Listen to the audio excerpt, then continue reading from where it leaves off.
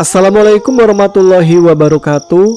Jumpa lagi dengan saya Tama dalam Ada Apa Gerangan 2. Bagaimana kabar kalian? Semoga selalu diberikan kesehatan dan juga rezeki yang cukup. Kita jumpa lagi di Ada Apa Gerangan 2, di mana di channel ini saya akan khusus membacakan cerita-cerita mistis bersambung. Dan episode kali ini saya ada cerita baru lagi nih. Sebuah cerita yang terjadi di sebuah pedalaman, di mana di sana sering terjadi kematian aneh yang menimpa bayi-bayi yang baru dilahirkan sebelum 7 hari mereka. Nah, seperti apa ceritanya? Langsung saja kita simak. Teman-teman, ada apa gerangan? Ceritanya mulai dari sini. Desa Mintorogo adalah desa yang jauh dari hiruk-pikuk kota. Jalannya masih berupa tanah. Di musim hujan becek, di musim kemarau berdebu. Malam-malam di sana gelap pekat karena listrik belum masuk. Hanya lampu minyak dan obor yang menggantung di serambi rumah-rumah warga. Masyarakat Mintorogo hidup dari tanah, dari sawah kering yang mengandalkan tada hujan, juga dari lahan basah yang butuh tenaga lebih. Ada yang mengerjakan sawah sendiri, ada pula yang hanya menjadi buruh upahan harian. Namun, Mintorogo menyimpan kisah kelam. Puluhan tahun lalu, desa ini pernah geger oleh peristiwa berdarah. Beberapa warga yang dituduh simpatisan PKI dibantai secara kejam. Orang-orang tua masih mengingatnya, meski mereka jarang berani membicarakannya. Bagi generasi muda, kisah itu tinggal jadi bisik-bisik malam hari, cerita yang samar antara fakta atau mitos. Siang itu mentari tegak di atas kepala. Di salah satu petak sawah, tampak seorang lelaki tengah mencangkul. Gerakannya mantap dan teratur, memecah tanah berlumpur, lalu menyusunnya menjadi pematang. Peluh mengalir dari pelipisnya, ditahan caping bambu yang menaungi wajah legamnya. "Doh, istirahat dulu, ayo makan." Suara lantang seseorang terdengar dari pematang seberang. Gondo menghentikan cangkulnya, menoleh lalu tersenyum tipis. "Iya juragan," sahutnya seraya menunduk hormat. Juragan itu lelaki berbaju hitam dengan tubuh tegap, berjalan mendekat sambil membawa rantang seng berisi makanan. Ia meletakkan rantang di atas galangan. "Nih, Do, udah waktunya isi perut. Kalau tidak, tenagamu malah habis." "Wah, terima kasih banyak juragan." Gondo menunduk, wajahnya sumringah. Sang juragan menepuk bahunya. "Sekalian ajak Waluyo tuh. Jangan biarkan dia kerja sendirian di ujung sana." "Baik juragan, nanti saya panggil." "Oh iya Do, usia kandungan istrimu sekarang sudah berapa bulan?" Sudah masuk 7 bulan juragan." "Kalau begitu kerja yang giat, kumpulkan uang untuk biaya lahiran. Kau masih harus bayar dukun bayi nanti." "Iya juragan, saya mengerti." "Bagus. Kalau gitu, aku lanjut mengantar makanan ke sisi barat. Masih banyak buruh lain yang menunggu." Juragan itu lalu pergi menyusuri pematang, meninggalkan Gondo. Rantang seng di depannya ia buka perlahan, berisi nasi hangat, sambal tempe, dan sayur lodeh menebarkan aroma sedap. Namun Gondo belum segera menyantapnya. Pandangannya terarah pada seorang lelaki lain di petak sawah ujung. Namanya Waluyo, sahabatnya. Dia masih membungkuk mencangkul tanah yang lengket oleh lumpur. "Yo, Waluyo!" Gondo berteriak sambil melambaikan tangan. Waluyo mengangkat kepala, menyipitkan mata menahan silau matahari. "Ada apa, Do?" "Sini bentar, ayo kita makan bareng." Waluyo menancapkan cangkul di tanah, lalu melangkah pelan. Kaosnya lusuh penuh bercak lumpur. Tubuhnya berkilat oleh keringat. Matahari tepat di atas ubun-ubun, sementara awan tipis mulai berarak ke barat. Gondo menunggunya di tepi galangan. "Ayo yo, juragan nitip makanan juga buatmu nih." Tunggu, aku cuci tangan dulu." Keduanya berjalan ke sebuah parit kecil, anak sungai yang membelah persawahan. Airnya jernih mengalir tenang, ditumbuhi rumput dan enceng gondok di tepinya. Mereka duduk di pematang menurunkan caping masing-masing. Waluyo menatap sawah seberang sambil mengelap wajah dengan tangan. Aku heran sama Juragan Darso. Sawahnya seluas itu, tapi dia nggak pernah mau sewa bajak sapi. Padahal kalau pakai sapi, pekerjaannya kan bisa cepat selesai. Gondo tersenyum miring. Kamu itu belum kenal Juragan Darso kalau bicara begitu. Kalau dia pakai bajak sapi, nasib kita bagaimana? Buru-buru ini bagaimana? Bukankah kita bakal kehilangan kerjaan? Waluyo menghela nafas. Ya, aku bukan malas do. Tapi kau tahu sendiri kan, sawahnya juragan itu luasnya minta ampun. Kita cangkul sampai kapanpun rasanya gak habis-habis. Ia membuka kaos lusuhnya, lalu tanpa pikir panjang menceburkan diri ke sungai. Air dingin menyergap tubuhnya. Ia menyelam sebentar lalu muncul lagi, mengusap lengannya yang berlumur tanah. Waduh, segarnya. Kamu gak ikutan mandi, Do? Gondo hanya mengayunkan kakinya di air. Enggak sini aja aku. Waluyo tertawa kecil. Kamu itu selalu kebanyakan pikiran. Lagi mikir apa sekarang? Bukan apa-apa. Jangan bohong. Aku itu udah kenal kamu sejak kecil. Wajahmu jelas lagi gelisah. Gondo menatap air yang mengalir, matanya redup. Aku cuma kepikiran soal anakku yang sebentar lagi lahir. Nada suaranya berat penuh kegundahan. Waluyo mendekat menepuk bahunya. Masih 2 bulan lagi kan? Tenang aja, Juragan pasti ikut bantu kalau soal begitu. Jangan terlalu dipikirin. Gondo menggeleng. Aku bukan khawatir soal biaya yo. Aku hanya gak tahu gimana ya. Kayak ada perasaan gak tenang. Takut aku. Takut apa? Takut kalau nanti anakku lahir ke dunia yang belum tentu ramah. Aku gak tahu apa yang menanti. Angin siang berhembus menggoyang rumput di tepian sungai. Burung-burung kecil terbang rendah di atas sawah. Namun percakapan mereka meninggalkan suasana berat, seolah udara pun menampung kecemasan yang tak terucap. Halah, aneh-aneh aja, Do. Apa yang kau pikirkan lagi emangnya? Tanya Waluyo sambil menggosok punggungnya dengan kaos basah oleh keringat. Tubuhnya masih meneteskan air sungai. Gondo yang duduk di tepi galangan menunduk dengan suara lirih. Yo, kamu pasti masih ingat cerita-cerita yang beredar di desa kan? Tentang bayi-bayi yang gak selamat setelah lahir di desa ini. Waluyo mendengus lalu menepuk air sungai dengan telapak tangannya. Alah, Do. Gak semua anak yang lahir di desa ini bakal mati. Itu hanya kebetulan saja. Orang-orang terlalu gemar membesar-besarkan kabar buruk. Andai aku masih punya mertua. Gondo menghela nafas panjang. Waluyo menyambar cepat. Lah orang tuamu sendiri aja bisa kau suruh datang kan? Kenapa harus dibuat susah? Kamu itu terlalu banyak pikiran, Do. Ucapannya diakhiri dengan cipratan air saat ia kembali menenggelamkan tubuhnya ke sungai. Akhirnya Gondo ikut turun mencuci wajah, membersihkan lumpur yang melekat di kakinya. Mereka berdua berdiam diri beberapa lama, membiarkan arus sungai yang jernih menghapus rasa lelahnya. Tanpa banyak bicara, mereka lalu naik kembali menuju sebuah gubuk reot di tepi sawah, tempat biasa mereka berteduh dan melepas penat saat tengah hari. Dengar, Do, ujar Waluyo sambil menyandarkan punggung.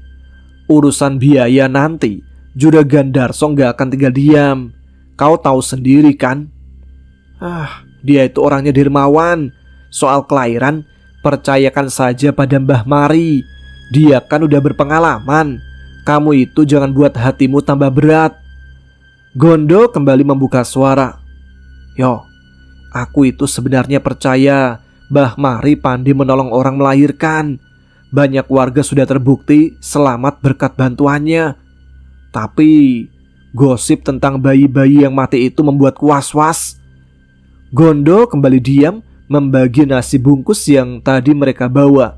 Waluyo menerima bagiannya dengan senyum lalu melanjutkan. Setelah bayi lahir, itu sudah urusanmu menjaga hingga lepas pusar. Kalau kau takut, kumpulkan saja teman-teman untuk menemani berjaga malam. Dengan begitu kau tidak sendirian. Gondo mengangguk pelan sambil menyuapkan nasi ke mulutnya. Namun kegelisahan belum hilang. Jangan terlalu dipengaruhi kabar-kabar yang gak jelas itu, Ndo. Waluyo menegaskan lagi. Orang-orang sering bilang Mbah Mari bersekutu dengan iblis. Katanya kematian bayi-bayi itu akibat ulahnya. Tapi menurutku itu fitnah belaka supaya orang-orang enggan pakai jasanya. Yo, emang benar ya desas-desus itu? Tanya Gondo hati-hati. Wajahnya sudah tak segelisah tadi, tapi masih ada bayangan ragu di matanya. Aku sendiri gak yakin. Tapi gini Ndo, orang-orang emang suka mengaitkan segala hal buruk dengan Mbah Mari. Mereka bilang kematian bayi hanyalah kedok dari kerjaannya sebagai dukun beranak. Dengan begitu, ia bisa mendapatkan tumbal dari persekutuan gaibnya. Gitu katanya. Tapi, lihat kenyataannya. Anak pertamaku lahir dibantu Mbah Mari. Gak apa-apa tuh. Anak kedua aku juga begitu. Sehat-sehat saja sampai sekarang. Malah banyak anak di desa ini lahir berkat pertolongannya kan? Waluyo menenggak air kendi yang mereka bawa. Setelah puas, ia melanjutkan dengan suara lebih pelan, seolah menyimpan rahasia.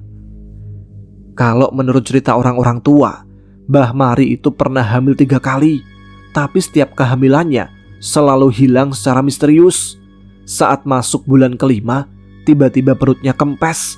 Konon katanya, anak-anak itu ditumbalkan demi ilmu awet muda. Gondo terperanjat menatapnya lekat. Jadi dukun beranak emang harus punya kesaktian ya? Ya jelas, bukan cuma membantu persalinan Do. Banyak dukun beranak juga pandai mengobati, mijit, bahkan pasang susuk. Gak mungkin Mbah Mari bertahan tanpa ilmu. Gondo membereskan rantang yang kosong, sementara Waluyo menunjuk ke arah pematang. Lihatlah, Mbah Mari masih tampak segar, padahal usianya udah hampir 70. Itu bukti kalau dia bukan orang sembarangan. Kau tahu dari mana? Aku itu lahir dan besar di Mintoro, Gondo. Cerita tentangnya sudah aku dengar sejak kecil. Lagi pula, di desa kita ada 2 dukun beranak. Tapi siapa yang paling laris? Tentu saja Mbah Mari. Kalau bukan karena kelebihannya, mana mungkin orang-orang terus memilih dia. Waluyo menarik nafas panjang lalu menepuk lututnya. Jadi udah Do, gak usah terlalu khawatir. Kamu ingat anaknya siapa itu? Yono, yang meninggal karena membiru. Itu kejadian kan udah 2 tahun lalu. Setelah itu banyak bayi lahir sehat. Semuanya baik-baik saja kan? Gondo menunduk. Aku hanya berharap semua cerita buruk itu gak benar. Aku juga berharap begitu. Desa ini harus bersyukur ada Mbah Mari. Kalau tidak, kemana lagi kita harus bawa istri-istri kita saat waktunya melahirkan? Ke kota? Mahal Do, dan belum tentu lebih aman. Melahirkan di tangan bidan desa atau di rumah sakit mungkin terlihat lebih modern, tapi pada dasarnya hasilnya sama, asal hati kita percaya. Mereka berdua lalu makan dalam diam, hanya ditemani suara angin sawah dan gemerisik padi muda. Topik tentang Mbah Mari masih menggantung, menyisakan tanda tanya yang tak bisa dijawab dengan mudah. Sementara di suatu tempat yang jauh dari desa Mintorogo, angin sore menyelinap melalui celah-celah dinding anyaman bambu rumah besar. Di dalam kamar yang remang, Nyai Lasmi tampak duduk di tepi ranjang. Tangannya cekatan melipat pakaian satu persatu. Kain jarik bermotif parang rusak yang sudah agak lusuh dilipat rapi, lalu disusun di atas meja kayu. Di sisi lain, sebuah tas kulit yang sudah dipersiapkan sejak siang terbuka lebar, menunggu untuk diisi. Pak Wage berdiri lama di ambang pintu. Bayangan tubuhnya jatuh panjang ke lantai tanah yang dilapisi tikar pandan. Dari sudut matanya, ia menatap istrinya lekat-lekat, sementara wajahnya tampak keruh penuh pikiran. Aku itu heran sama anakmu itu, Nyai, ucapnya, suara beratnya memecah hening. Tanpa menoleh, Nyai Lasmi menjawab singkat, udahlah Pak, biarin aja. Suaranya lembut tapi ada getir yang tak bisa ditutupi. Pak Wage bergeser, tangannya menyentuh kusen pintu seolah mencari pegangan. Rumah ini apa kurang besar, ha? Kenapa Gondo malah memilih menetap di desa itu, jauh dari kita? Nada suaranya meninggi, bukan marah, melainkan cemas bercampur kecewa. Dia itu kan anak kita satu-satunya, Pak, jawab Nyai Lasmi lirih. Lipatannya terhenti sejenak, lalu ia menunduk dalam-dalam seakan ingin menyembunyikan matanya yang berkaca-kaca. Pak Wage menghela nafas berat. Sejak dulu aku selalu merasa Gondo itu terlalu keras kepala, lebih percaya pilihannya sendiri ketimbang mendengar kita. Aku takut ada apa-apa. Nyai Lasmi akhirnya menoleh. Mau bagaimana lagi, Pak? Aku ibunya cuma bisa pasrah. Dia memilih tinggal di Mintorogo sama Nunung. Ya, itu sudah keputusan mereka. Pak Wage mengerutkan kening lalu melangkah masuk. Apa kamu gak bisa bujuk Nunung untuk melahirkan sini aja, Nyai? Tanyanya, ada nada cemas yang jelas di balik pertanyaan itu. Awalnya aku juga berharap begitu, Pak.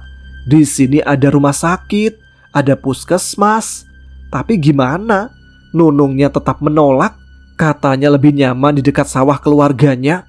Kita bisa apa, Pak? Nyai Lasmi balik bertanya. Pak Wage mendesah, suaranya terdengar seperti keluhan panjang. Ia duduk di bangku kayu ukir di sisi ranjang. Dari tempat duduk itu, ia menatap keluar jendela, melihat langit senja yang mulai memerah. Aku ini selalu khawatir, Nyai. Apalagi usia kandungan menantumu itu sudah mendekati bulan tua. Bukannya besok kita memang akan ke sana. Kita akan menunggu cucu kita lahir.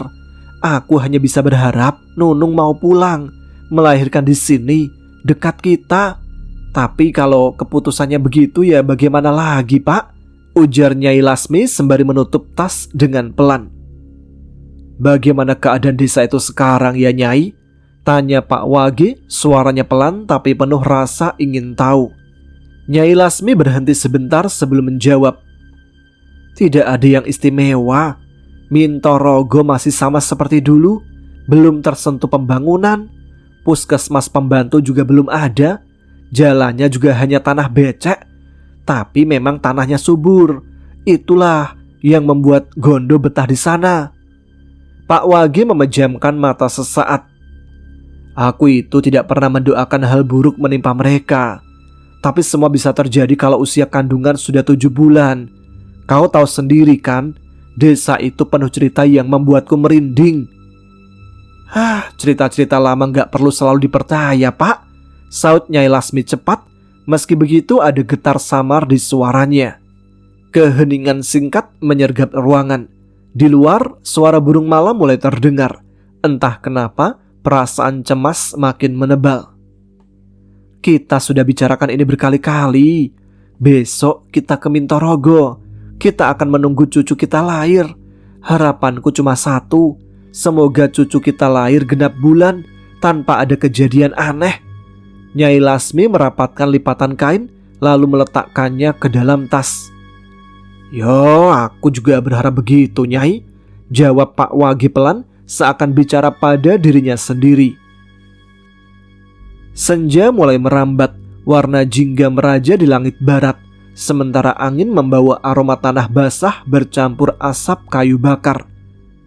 Di halaman sebuah rumah sederhana di desa Mintorogo, Nunung tampak sibuk mengumpulkan dedaunan kering. Tangannya yang cekatan memasukkan daun-daun itu ke dalam bakul bambu. Sesekali ia berhenti, memegangi pinggangnya yang terasa pegal, lalu menegakkan tubuh yang makin berat seiring usia kandungan. Rumahnya berdiri di tepi sawah, dengan pagar bambu sederhana membatasi halaman dari jalan setapak kecil. Dari arah jalan itu, seorang perempuan paruh baya muncul. Langkahnya pelan, kain jalitnya berkibar ditiup angin. Begitu melihat Nunung, Ia berhenti di depan pagar dan tersenyum ramah. "Sudah berapa bulan, Nung?" tanyanya dengan suara serak tapi hangat. Nunung mendongak terkejut sejenak. Mak Sekar? 7 bulan, Mak," jawabnya sambil tersenyum. Mak Sekar mengangguk. "Dari tadi aku lihat kamu sibuk. Hati-hati, jangan terlalu berat kerja, Nung." "Iya, Mak," jawab Nunung sambil mengusap perutnya pelan. "Dari mana, Mak?" "Biasa, Nung. Ada orang di desa sebelah yang melahirkan. Aku dipanggil membantu," jawab Mak Sekar. Ada nada bangga di suaranya, seakan pengalamannya sebagai dukun beranak adalah sesuatu yang tak terbantahkan. Mereka terlibat obrolan singkat, saling bertukar kabar. Nunung mendengarkan dengan seksama, meski sesekali matanya melirik ke arah jalan setapak yang mulai diliputi bayangan senja. Akhirnya Mak Sekar berpamitan. "Ya sudah, aku langsung pulang ya, Nung. Hari makin gelap." "Gak mampir dulu, Mak? Sekedar minum teh?" tawar Nunung sopan. Mak Sekar tersenyum sambil menggeleng. "Makasih ya, Nung. Lain kali saja." Ia lalu melangkah pergi meninggalkan pagar bambu yang bergoyang pelan diterpa angin. Nunung menatap punggung Mak Sekar sampai hilang di tikungan jalan. Entah kenapa, ada rasa aneh yang menyelinap di hatinya. Seperti firasat samar yang tak bisa dijelaskan, seolah desa ini sedang menyimpan sesuatu yang belum terungkap. Nunung kembali melanjutkan pekerjaannya menyapu halaman rumah. Daun-daun jati kering yang berterbangan tiap sore itu sudah jadi kebiasaannya untuk ia kumpulkan, sambil menanti Gondo pulang dari sawah. Perutnya yang kian membesar membuat langkahnya agak berat, tapi ia tetap tekun. Senja menjelma menjadi petang, langit jingga meredup, dan di dalam rumah sederhana berdinding geribik pipil, lampu minyak sudah dinyalakan. Cahayanya temaram, berkedip-kedip saat angin masuk lewat celah dinding. Nunung baru saja meletakkan sendok kayu yang ia gunakan untuk mengaduk kopi ketika suara langkah berat terdengar dari depan rumah. Ia menoleh dan melihat suaminya masuk. "Sore sekali pulangnya, Mas?" tanyanya sambil tersenyum lelah. Gondo hanya duduk di bangku kayu, diam, wajahnya letih, kulitnya penuh lumpur sawah. "Tadi Mak Sekar mampir sebentar di pagar. Dia cerita baru saja pulang dari desa sebelah. Ada orang yang memerlukan bantuannya," lanjut Nunung sambil membawa kopi di atas tatakan piring seng. Ia letakkan di meja depan suaminya. "Meskipun sudah kalah pamor sama Mbah Mari, tapi masih banyak orang loh yang pakai jasanya," tambahnya sambil mengelus perut. Namun Gondo tetap saja terdiam, matanya kosong. "Mas, mandi sana. Gak baik kalau habis dari sawah langsung duduk lama-lama," kata Nunung akhirnya, mencoba mengusir hening. Ia lalu menuju dapur yang terpisah, menyiapkan air hangat. Dari sana ia masih bersuara. "Memang Mak Sekar gak sepandai Mbah Mari, tapi banyak penduduk masih percaya sama kemampuannya, Mas." Tetap saja tidak ada sahutan. Beberapa saat kemudian, Nunung kembali ke ruang depan sambil membawa handuk. Ia terkejut karena bangku tempat Gondo duduk tadi kosong. "Mas?" panggilnya sambil menoleh ke segala arah. Ia bergegas ke pintu. Dan betapa kagetnya dia ketika mendapati suaminya, Gondo, justru sedang berjalan di ujung halaman bersama Waluyo. "Gak mampir dulu yo?" "Makasih Ndo. Kau lihat kan, bentar lagi maghrib," jawab Waluyo singkat sebelum melangkah pergi. Gondo berdiri dengan cangkul di pundaknya, wajahnya letih. Saat ia melangkah pulang, ia melihat Nunung masih berdiri di ambang pintu. "Kenapa masih di situ? Gak baik loh, perempuan hamil keluar rumah di waktu surup begini," omelnya lalu menuju samping rumah untuk meletakkan cangkul.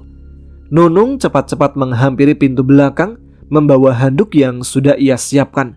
Biasanya, ia menunggu suaminya datang lalu menyodorkan handuk, tapi kali ini ia sudah lebih dulu membawanya.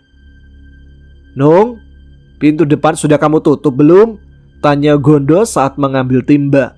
Nunung hanya mengangguk. namun pikirannya masih dipenuhi rasa penasaran.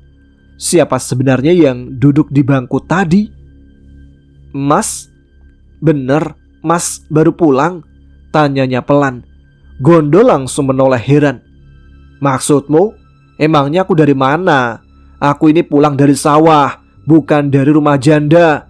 Jangan pikiran aneh-aneh, sahutnya agak keras, lalu berlalu ke bilik mandi depan sumur. Malam itu, setelah makan bersama, Nunung memberanikan diri menceritakan kejadian aneh yang ia alami. Beneran Mas, aku gak bohong. Aku jelas lihat Mas sudah duduk di dalam rumah. Aku sudah suguhkan kopi, tapi gak tahu kenapa tiba-tiba Mas malah muncul lagi di halaman sama Waluyo. Gondo menatap istrinya lekat-lekat lalu menggeleng. Mustahil Nung, mana mungkin.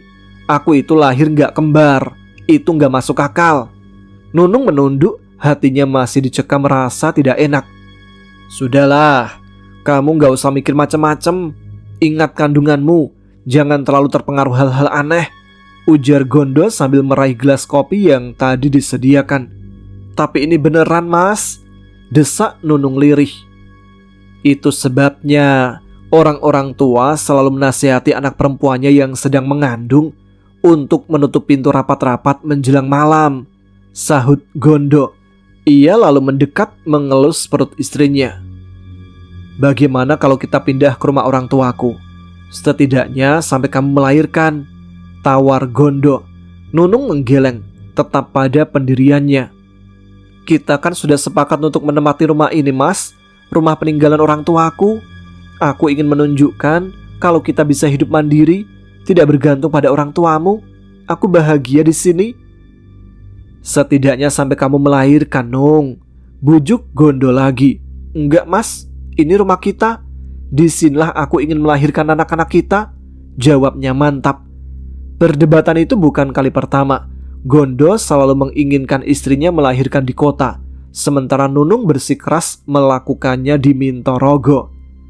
Akhirnya Gondo terdiam. Ia hanya bisa memandang wajah istrinya dengan rasa campur aduk.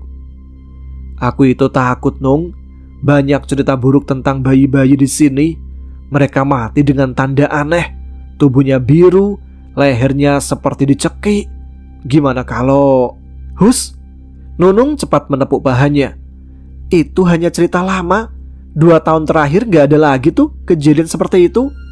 Mbah Mari dukun beranak baik. Dia gak pernah menuntut bayaran pasti. Dan banyak bayi lahir sehat di tangannya. Kalau ada yang mati, itu karena pola asuh salah. Bayi-bayi yang dipaksa makan bubur sebelum seminggu tersedak, itu penjelasan pamong desa Mas.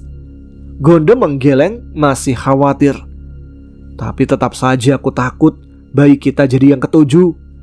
Nunung mengelus lengannya dengan lembut. Gak ada yang perlu ditakutkan Mas. Kita akan hadapi semuanya sama-sama. Jangan biarkan cerita-cerita itu merusak kebahagiaan kita. Perlahan kepala Nunung bersandar di bahu Gondo.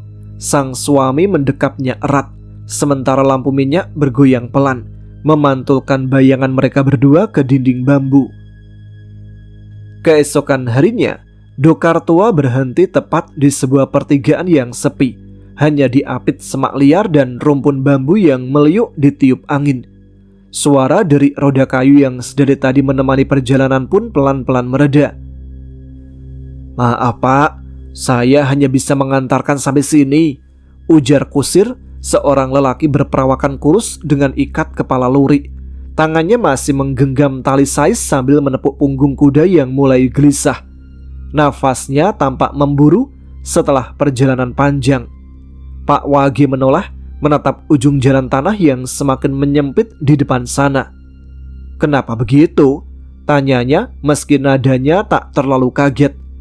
Lelaki kusir itu menghela nafas panjang sebelum menjawab. Desa Mintorogo itu letaknya paling ujung. Jalannya hanya bisa ditempuh dengan jalan kaki Pak. Atau kalau ada ya pakai pit ontel. Dokar tidak akan kuat lewat jalur itu Pak.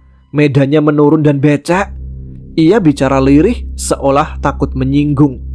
Pak Wage mengusap kumis putih yang tumbuh lebat di bawah hidungnya. Guratan usia di wajahnya tampak jelas. Namun sorot matanya masih menyimpan sisa kegagahan masa muda. Ya sudah, kalau memang hanya bisa sampai sini.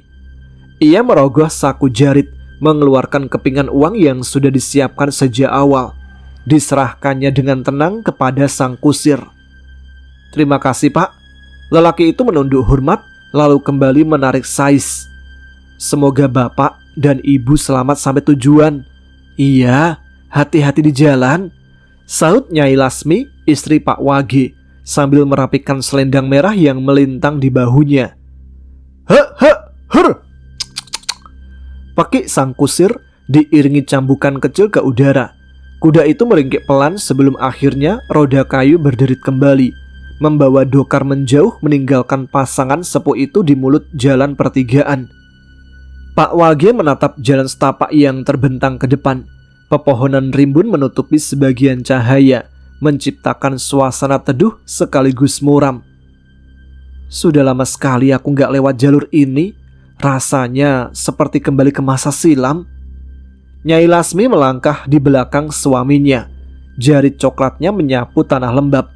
Mereka menyusuri jalan menurun yang diapit belukar dan rumput liar. Suara serangga mulai terdengar meski matahari masih menggantung rendah.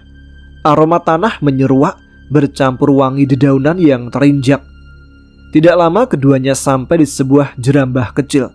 Air bening mengalir deras di bawahnya, memantulkan cahaya redup senja. Dari celah-celah pepohonan, hamparan sawah membentang luas, bagai permadani hijau yang tenang. Namun, langkah mereka tiba-tiba tertahan. Dari kejauhan, tampak rombongan lelaki berjalan terburu-buru mengarah berlawanan. 8 orang terlihat bahu-membahu memanggul sesuatu yang terbungkus kain putih. Sebuah jasad yang telah dipocong, tidak pakai keranda, hanya selembar kain kafan yang membalut tubuh kaku itu. Apa itu orang meninggal, Bu?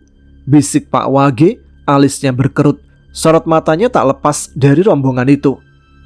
Nyai Lasmi menelan ludah, jantungnya berdegup sedikit cepat. Namun ia tetap berdiri tenang di samping suaminya. Baik Pak Wage maupun Nyai Lasmi segera menepi, memberi jalan pada iring-iringan kecil itu. Suara lantunan tahlil terdengar sayup menggetarkan suasana. La illallah, la illallah. Bergema berulang-ulang di bawah langkah tergesa rombongan yang melintas tepat di depan mereka. Wajah-wajah para lelaki itu tampak tegang, seolah ingin segera sampai di tujuan. Pak Wage menundukkan kepala penuh takzim. Nyai Lasmi ikut menyatukan tangan di depan dada, berbisik doa dalam hati. Rombongan itu semakin menjauh, hingga hanya bayangan putih kafan yang tampak samar di balik rimbunan pohon. Tepat ketika keheningan mulai turun, seorang lelaki lain muncul dari arah belakang. Nafasnya tersengal-sengal. Ia tampak seperti bagian dari rombongan tadi yang tertinggal. Nuwun sewu, siapa yang meninggal tadi? Tanya Pak Wage dengan suara berat.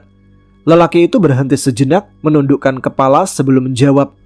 Anaknya Mas Joko, Pak. Nyai Lasmi spontan bertanya. Sakit? Sang lelaki menggeleng pelan, wajahnya murung. Ia tak memberi penjelasan lebih, hanya menunduk lalu berkata singkat. Mari Pak, Bu. Setelah itu ia bergegas menyusul rombongan yang sudah lebih dulu hilang dari pandangan. Pak Wage menarik nafas panjang, terdengar jelas desahannya. Aneh sekali, mengapa hanya sedikit orang yang ikut mengantarkan jenazah? Dan kenapa mereka berjalan begitu terburu-buru? Suaranya penuh heran, sekaligus menyimpan rasa was-was yang sulit disembunyikan. Ayo Nyi, ujar Pak Wage sambil memberi isyarat dengan tangannya. Nyai Lasmi tidak menanggapi, hanya mengangguk pelan lalu melangkah di belakang suaminya. Bagi perempuan itu, setiap kali kembali ke jalan setapak menuju desa Mintorogo, seolah ada perasaan asing sekaligus berat yang menekan dadanya. Sementara itu, rombongan pengiring jenazah yang tadi sempat berpapasan dengan mereka kini makin jauh, menyusuri jalan pematang sawah yang berkelok. Sayup-sayup suara tahlil yang dilantunkan serempak 8 lelaki terdengar terbawa angin sore. Suara itu makin melemah, berganti dengan desir angin dan gemerisik dedaunan. Sementara itu, di sisi lain pematang, Gondo yang masih berada di sawah dengan tubuh belepotan lumpur tiba-tiba menghentikan ayunan cangkulnya. Matanya menatap tajam ke arah rombongan jenazah yang melintas. Ia segera melambaikan tangan, memanggil sahabatnya yang berada tak jauh dari sana. "Yo, Waluyo, yo!" teriaknya, nafasnya agak terengah. Waluyo menoleh. Ia juga sudah memperhatikan rombongan itu sejak tadi. Tubuhnya yang juga penuh lumpur tampak kaku, sementara genggamannya pada gagang cangkul mengeras. "Yo, siapa itu yang meninggal?" Suara Gondo terdengar berat bercampur gelisah. Ia melangkah mendekati Waluyo. Matanya tak lepas dari kain kafan putih yang digotong di pundak 8 lelaki itu. Ukuran pocong itu tampak kecil, jelas bukan jasad orang dewasa. Keduanya berdiri diam sejenak, hanya memandangi dari jauh. Peluh bercampur lumpur menetes di wajah mereka. "Itu bayi mati ya?" tanya Gondo dengan dahi berkerut dalam. Ada nada takut yang merayap dalam suaranya. Waluyo menarik nafas panjang. "Kayaknya iya, Ndo," jawabnya lirih tanpa menoleh. Gondo tiba-tiba mendesah, bahunya merosot lemah seolah beban besar menekan dadanya. Waluyo buru-buru menimpali. "Tapi belum tentu, Ndo. Bisa jadi meninggal karena sebab lain."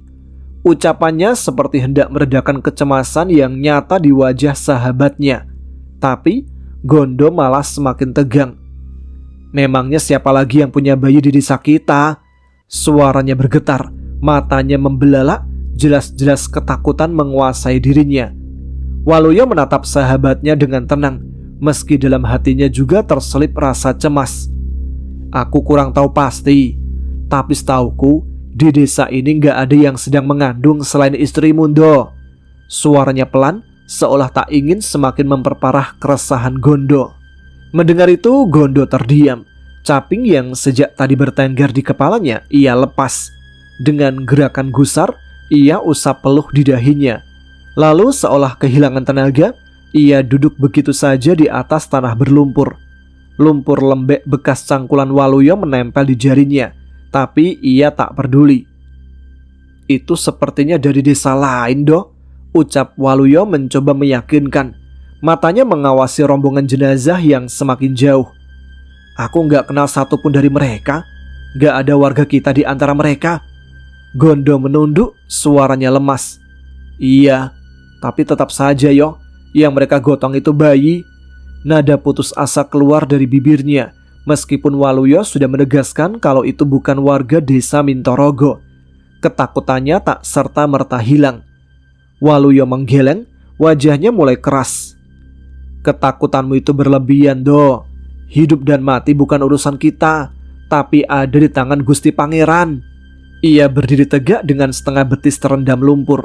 Tatapannya mantap, namun ia tahu isi hati sahabatnya. Karena itu ia memilih mendekat, menepuk pundak Gondo yang masih terduduk murung. "Aku mengerti apa yang kau rasakan. Aku dulu juga seperti kamu, Do. Waktu istriku hamil, aku pun dihantui rasa takut, penuh kecemasan. Bagaimana nanti ketika bayi lahir, normal atau tidak, sehat atau cacat?" Waluyo menunduk sebentar, lalu menatap sahabatnya penuh empati. "Tapi yang ada di kepalamu itu berlebihan. Ketakutanmu bukan soal sehat atau cacat, melainkan takut anakmu mati sebelum 7 hari. Itu yang membuatmu gelisah, dan aku tahu rasanya." Kata-kata itu membuat Gondo hanya terdiam. Dadanya naik turun, ia meremas-remas telapak tangannya sendiri. Waluyo akhirnya duduk di sampingnya. Lumpur menempel juga di pakaiannya. Ia kembali menepuk bahu sahabatnya. Kali ini lebih mantap. "Dengar, Do, jangan sampai pikiran buruk itu menggerogoti hatimu. Kita jalani saja semua ini. Percaya, semua ada waktunya dan semua ada dalam kuasa Gusti." "Iya, aku ngerti. Tapi..." Suara Gondo tercekat tak sanggup menyelesaikan kalimatnya. Waluyo kemudian bangkit berdiri. Ia mengulurkan tangannya, bermaksud membantu sahabatnya itu untuk ikut berdiri. Kalau memang kamu merasa tak sanggup lagi, aku bisa menemanimu langsung menghadap juragan. Biar kamu istirahat dulu di rumah, nungguin istrimu. Sementara waktu biar aku yang gantikan pekerjaanmu di sawah." "Bukan gitu yo," tolak Gondo cepat-cepat sambil menggeleng. "Nah terus gimana?" Waluyo menatapnya dengan dahi berkerut. "Ketakutanmu itu udah kebangetan do." Kali ini nada suara Waluyo mulai meninggi. Jelas-jelas ia kesal melihat sahabatnya larut dalam kecemasan yang tak berkesudahan. Gondo mengangkat wajahnya, tatapannya kosong penuh resah. "Kemarin yo, istriku bilang dia melihat aku pulang lebih dulu." Waluyo melotot sejenak lalu menahan senyum kecut. "Lah yo jelas Tondo, siapa lagi yang bisa lihat kamu pulang kalau bukan istrimu sendiri?" Candanya setengah mengejek. "Bukan gitu maksudku." Gondo mendongak menatapnya, matanya berkaca-kaca. "Dia lihat aku pulang, masuk rumah, terus dia bikinin segelas kopi untukku. Setelah itu dia baru sadar kalau aku datang lagi bareng kamu. Jadi aku itu 2 kali pulang." Suaranya bergetar, tubuhnya merinding ketika mengingat cerita istrinya. Waluyo spontan menepuk jidatnya sendiri dengan suara keras. "Udah Lando, jangan terus-terusan menuruti pikiranmu yang ngawur. Aku bisa benar-benar gila ini kalau dengerin kamu terus." Ia menghela nafas panjang, nada suaranya bercampur antara kesal dan iba. "Tapi ini beneran yo, aku gak ngarang. Istriku sendiri yang cerita." Gondo membantah nyaris memohon. Waluyo menggeleng, tatapannya serius. "Kalau kamu terus turuti rasa takutmu, kamu bakal hidup dihantui bayangan itu selamanya do. Percaya, setiap calon bapak pasti punya rasa was-was. Tapi kalau sampai pikiranmu dipenuhi hal-hal seperti itu, kamu bakal terus terperangkap dalam ketakutanmu sendiri." Baru saja Waluyo hendak menenangkan kembali sahabatnya, tiba-tiba terdengar suara teriakan dari arah galangan sawah. "Do!" Seorang lelaki berlari tergesa-gesa dengan tubuh membungkuk, nafasnya tersengal, tangannya melambai-lambai sambil berteriak memanggil. "Do! Gondo!"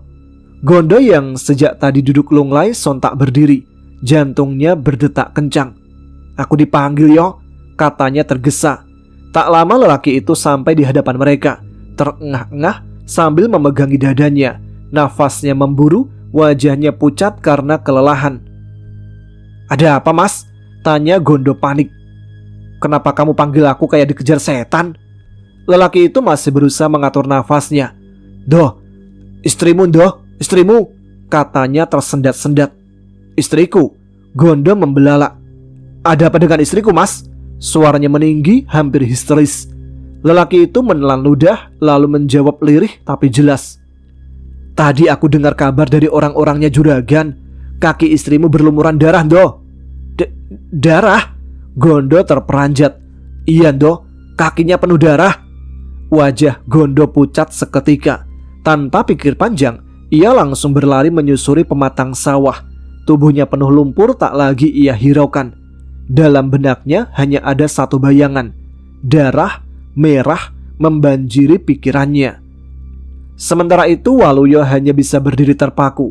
Ia tak bisa menahan Gondo, hanya menatap sahabatnya yang berlari sekuat tenaga menuju rumah. Hatinya ikut mencelos, tapi langkahnya kaku, tak sanggup berbuat apa-apa selain melepas kepergian sahabatnya yang dicekam rasa takut. "Apa yang terjadi mas?" tanya Waluyo dengan nafas masih terengah menatap lelaki yang tadi berlari tergesa menghampiri. "Istrinya Gondo barusan ada kabar, katanya ia jatuh dekat pagar rumahnya. Tubuhnya tergeletak begitu saja." "Tergeletak?" Waluyo spontan menajamkan pandangannya. Pikirannya langsung dipenuhi pertanyaan-pertanyaan yang membuat dadanya sesak. "Iya yo, ku dengar kakinya juga penuh darah," jawab lelaki itu singkat. Waluyo langsung terdiam, wajahnya menegang. Ia tak tahu harus berbuat apa. "Iya, tugasku cuma nyampein kabar ini aja," ucap lelaki itu. Setelah itu ia segera berbalik meninggalkan Waluyo yang masih berdiri kebingungan di tengah sawah becek. Tidak mau diliputi penasaran, Waluyo buru-buru naik dari kubangan, melangkah ke pematang yang tadi dikerjakan bersama Gondo.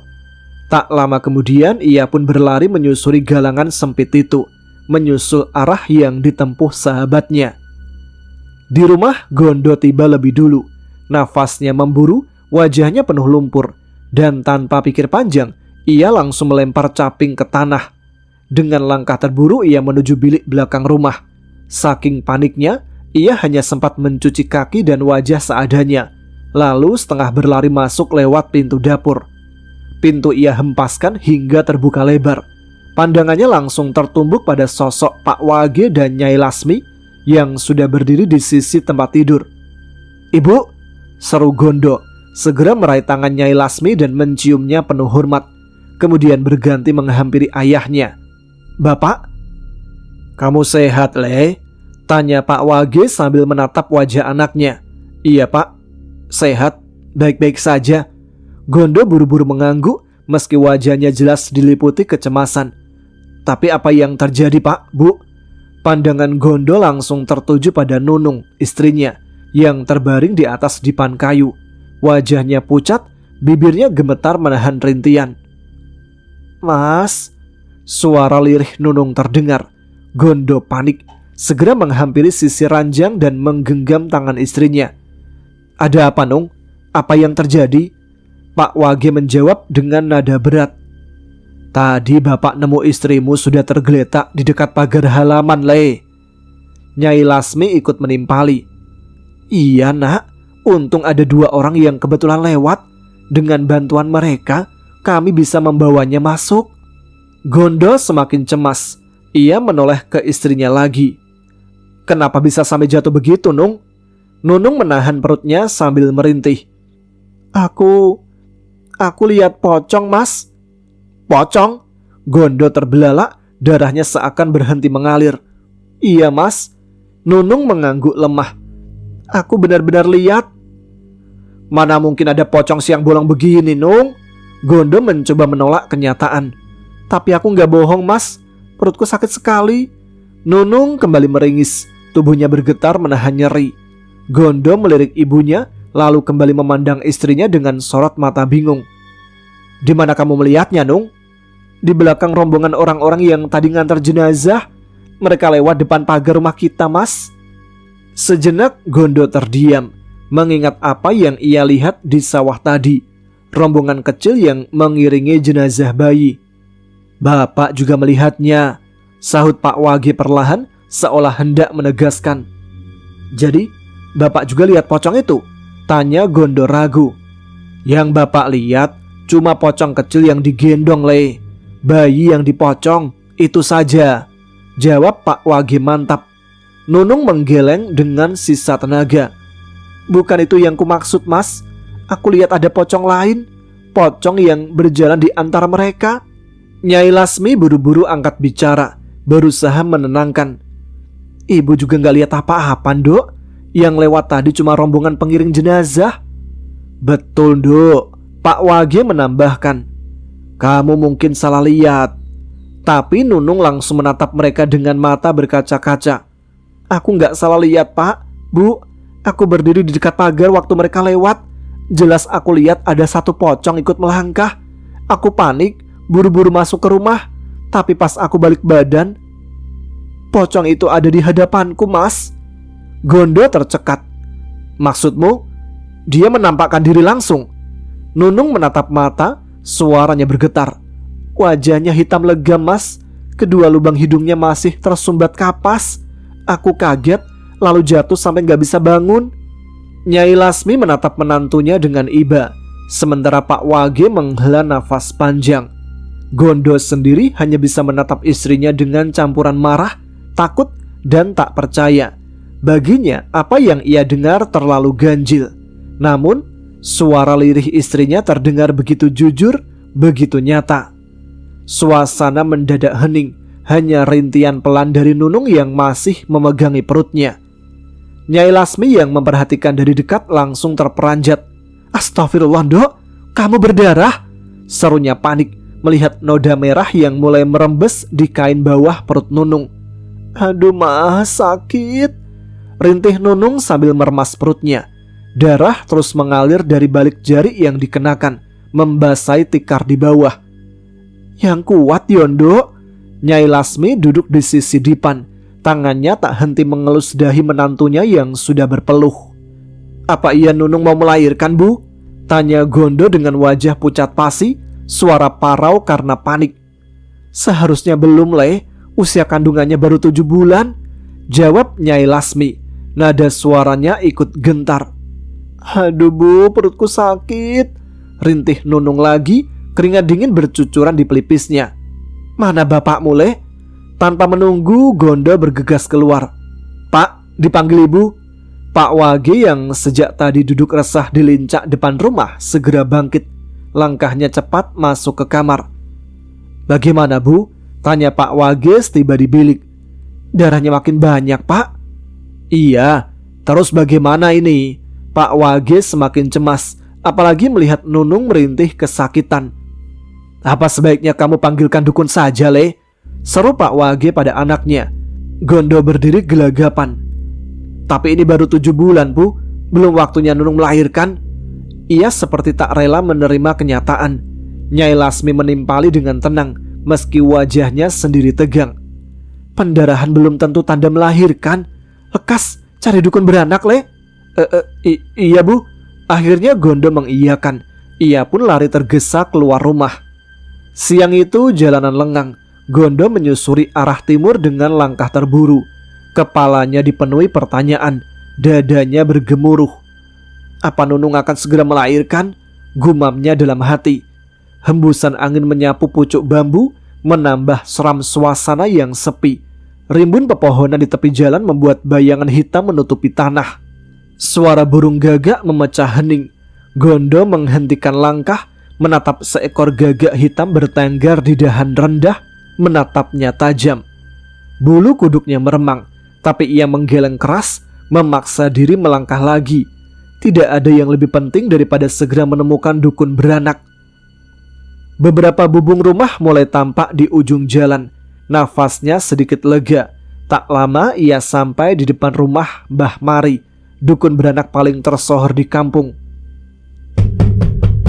Bah, Gondo mengetuk pintu dengan keras. Kula nuwun. Ia menoleh ke kanan kiri, tapi pintu tetap tertutup rapat. Mbah Mari, panggilnya lagi, suaranya meninggi karena panik. Baru saja ia hendak mengetuk lagi, terdengar suara dari ujung halaman. Cari siapa, Le? Gondo menoleh kaget. Mbok, Mbah Mari ada di rumah, Mbok? Tanyanya cepat. Gak ada, baru saja diboncengin orang. Kemana, Mbok? Ke timur, sepertinya ada orang yang butuh jasanya. Harapan Gondo runtuh seketika. Ia hanya bisa menghela nafas panjang. Memang tidak aneh, jasa Mbah Mari selalu banyak yang membutuhkan. Ya sudah, Le, si Mbok arep menyang sawah. Gondo hanya bisa menatap bingung, dadanya makin sesak. Apa aku harus ke rumah Mak Sekar ya? Dia juga kan dukun beranak, gumamnya dalam hati. Tanpa pikir panjang lagi, ia memutuskan untuk segera ke sana. Yang penting Nunung selamat. Sementara itu di rumah, Nunung merintih kesakitan. Tubuhnya semakin lemas, darah terus mengalir membasahi jarinya. Sabar Yondo, sebentar lagi Gondo datang, ucap Nyai Lasmi meski wajahnya jelas diliputi cemas. Di luar kamar, Pak Wage mondar-mandir. Tangannya terkepal ke belakang, matanya tak lepas dari pintu kamar. Gelisahnya semakin menjadi-jadi. Sementara itu, Gondo sudah nyampe di rumah Mak Sekar. Kula nuwun, Mak, serunya di depan rumah Mak Sekar. Mak. Tidak lama kemudian pintu terbuka. Kamu, Le? Mak Sekar muncul, wajahnya serius, dahi berkerut. Ada apa? Gondo segera merapatkan kedua telapak tangan di depan dada. Tolong istriku, Mak. Kenapa dengan istrimu? Bukannya belum genap bulannya? Betul, Mak. Suara Gondo gemetar. Bayangan buruk memenuhi kepalanya. Bayi lahir cacat, tubuh kecil prematur, atau bahkan kehilangan keduanya. Mak Sekar menatapnya lekat, seakan membaca isi hatinya. Semoga itu gak terjadi pada istrimu, Le. Kenapa tidak ke rumah Mbah Mari? Tanyanya lagi. Aku sudah ke sana, Mak. Kata Mbok Darmi, Mbah Marinya baru saja dibawa orang ke desa sebelah. Ya sudah, tunggu sebentar. Mak Sekar masuk ke dalam, meninggalkan Gondo yang gelisah menunggu di depan pintu. Gondo menoleh ke halaman, lalu melongok ke dalam rumah. Hatinya kian tidak sabar. Aduh, bagaimana ini? Tidak lama kemudian, Mak Sekar keluar dengan buntelan jari tersandang di bahunya. Ayo, Mak, seru Gondo cepat. Mereka bergegas. Gondo melangkah cepat, sementara Mak Sekar mengimbangi sebisanya. Ayo, Mak, aku takut istriku kenapa-napa. Iyole, sabar, jawab Mak Sekar, ikut mempercepat langkah. Di rumah, darah kian deras keluar dari tubuh Nunung. Bagaimana ini, Pak? Nyai Lasmi muncul mendekati suaminya. Kamu itu ngagetin saja, Bu, saut Pak Wage gusar. Bagaimana ini, Pak? Mana Gondo? Apa sebaiknya kita tandu ke kota saja? Usul Pak Wage cemas. Pendarahan bisa bikin dia makin lemah di perjalanan, bantah Nyai Lasmi cepat. Pak Wage menutup wajah dengan kedua telapak tangannya. Lalu apa yang bisa kita perbuat sekarang, Bu? Kita tunggu Gondo. Semoga dukun beranak itu segera datang, ucap Nyai Lasmi mencoba menenangkan diri sendiri. Kemana anak itu? Lama sekali. Pak Wage melangkah ke pintu, berharap melihat Gondo pulang dengan dukun, tapi sepi. Dari dalam kamar, rintian Nunung makin keras terdengar. Nyai Lasmi segera kembali ke bilik, mendampingi menantunya yang tubuhnya mulai gemetar hebat. Nunung terbaring lemah, kedua tangannya sesekali mengusap perut yang terus berdenyut.